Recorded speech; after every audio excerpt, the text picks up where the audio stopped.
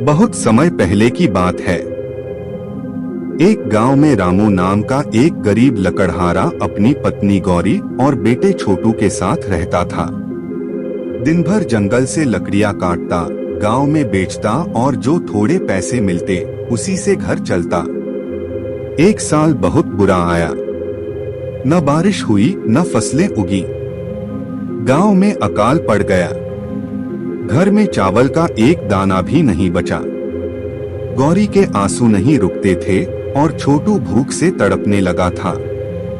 रामू बहुत परेशान हुआ। एक दिन वो जंगल की ओर निकल गया। सोचा शायद कहीं कुछ मिल जाए। चलते चलते वो एक पुराने बरगद के पेड़ के नीचे बैठ गया और सिर झुकाकर सोचने लगा, अब क्या करूं? तभी अचानक उसके सामने एक बूढ़ी औरत प्रकट हुई।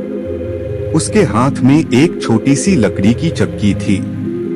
वो बोली, रामू तू नेक दिल इंसान है, सबकी मदद करता है।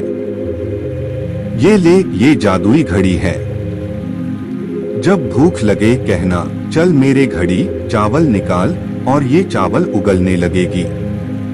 जब काफी हो जाए तो कहना, आजा मेरे घड़ी अब बस करो और ये रुक जाएगी। रामू ने जादुई घड़ी को हाथ जोड़ कर लिया और भागता हुआ घर आया। घर पहुंचते ही उसने पत्नी और बेटे को बुलाया और कहा, अब देखो चमत्कार।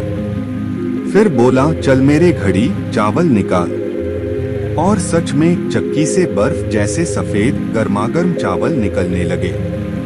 छोटू उछल पड़ा और गौरी की आंखों में आंसू आ गए। इतने सालों बाद पेट भर खाना मिला था। रामू अब रोज घड़ी से चावल निकालता, घर में बनता, बच्चे खाते, पत्नी खिलाती और बचे हुए चावल गरीबों को दे देता। गांव में सब लोग हैरान थे। रामू के घर में तो अब रोज दावत होती है। लेकिन एक आदमी था जो खुश नहीं था, रामू का पड़ोसी भोला। भोला बड़ा लालची था। उसे यकीन नहीं हुआ कि एक गरीब इतने चावल खा रहा है और एक रात चोरी छुपे उसने रामू के घर से घड़ी चुरा ली। सुबह होते ही भोला ने अपने घर का दरवाजा बंद किया, घड़ी को बीच में रखा और जोर से बोला, चल मेरे घड़ी चावल निकाल। और घड़ी ने चावल उगलना शुरू कर दिया। पहले कटोरा भरा, फिर बाल्टी, फिर बोरे। भोला नाचने लगा। लेकिन जब सारा घर भर गया तब उसे याद आया, चक्की को बंद कैसे करते हैं? उसे वो वाक्य याद ही नहीं था। अब चक्की रुक ही नहीं रही थी। चावल दरवाजे से बाहर आने लगे। आंगन भर गया, फिर गली में चावल बहने लगे। मोहल्ले वाले घबरा गए, बचाओ बचाओ। किसी ने रामू को बुलाया। रामू आया, मुस्कराया और चक्की से बोला, आजा मेरे घड़ी अब बस करो। घड़ी तुरंत रुक गई। भोला ने हाथ जोड़ लिए, आंसू बहाए और बोला, माफ कर दो रामू भैया, मुझसे लालच हो गया। रामू ने कहा, लालच हमेशा नुकसान ही करता है। घड़ी तो सबका पेट भर सकती थी, लेकिन तूने चोरी की।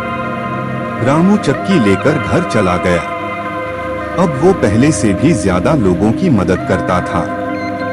कोई भूखा नहीं रहता था गांव में। सब कहते थे, रामू गरीब जरूर है, लेकिन दिल से सबसे बड़ा राजा है।